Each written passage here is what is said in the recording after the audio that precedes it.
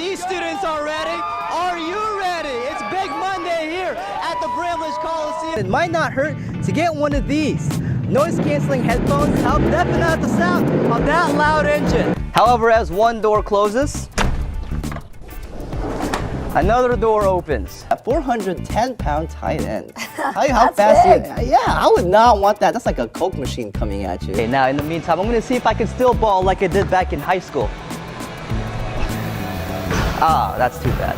The amount of wins they have had equals the amount of times I've had a date since moving to the Pika, and that's 0. And of course, Snyder, famous for his 16 goals, and we'll look at one right here.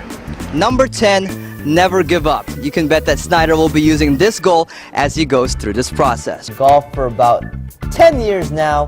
I could try that shot a million times, would not hit it. That's how good they are. You're Salvador Perez and Kendrys Morales. This is the postseason, what you've been waiting all season. Bats need to wake up, and they need to wake up fast, Emily. For the first time since 2016, the Royals have a winning record. Kind of weird to think, right?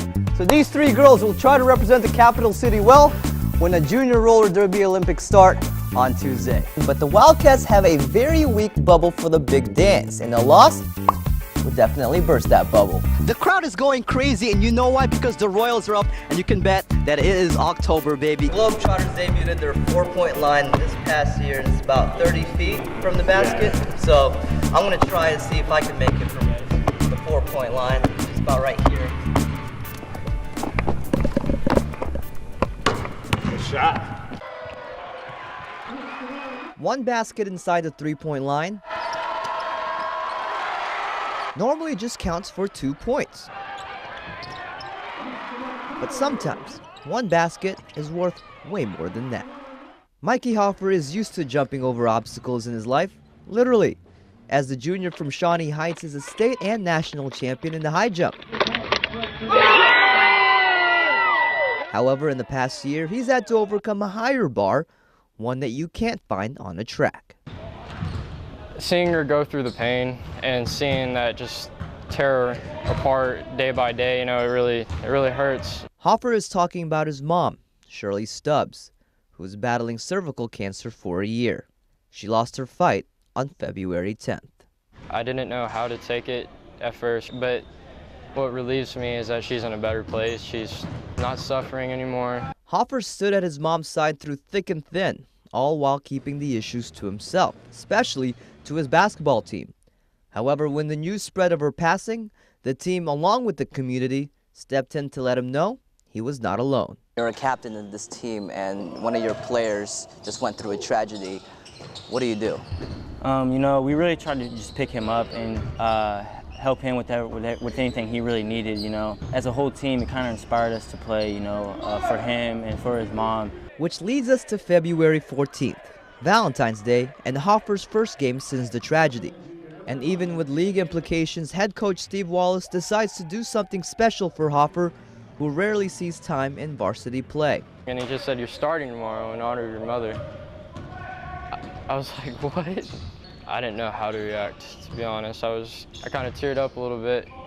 It felt like an honor to do that. And what was already a memorable time got even better, thanks to one shot. Once I got in the game and cut through, and Trey saw me and passed me the ball. And the rest was history.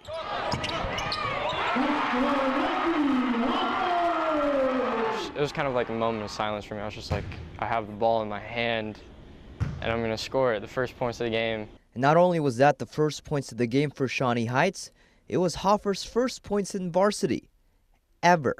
I mean, it felt great, you know, I mean, just because it was to him and, you know, it was, just knowing that it was for his mom made it even better. I mean, it couldn't have gone better because I probably was going to take him out at the first buzzer anyway. It was kind of a storybook type thing, so just happy for him. Shawnee Heights would go on to win that game, but victory was already achieved, thanks to one shot powered by all the support. Throughout that time, you were a caretaker for your mom, showing her support. And then when she passed away, the Shawnee Heights community was pretty much a caretaker for you, showing you support. What would be a message you would have for them? I don't know how to say this, but I mean, I wouldn't be who I am without the Shawnee Heights community, without my mom. I mean, they really just, That's how I'm me today. It's because of them.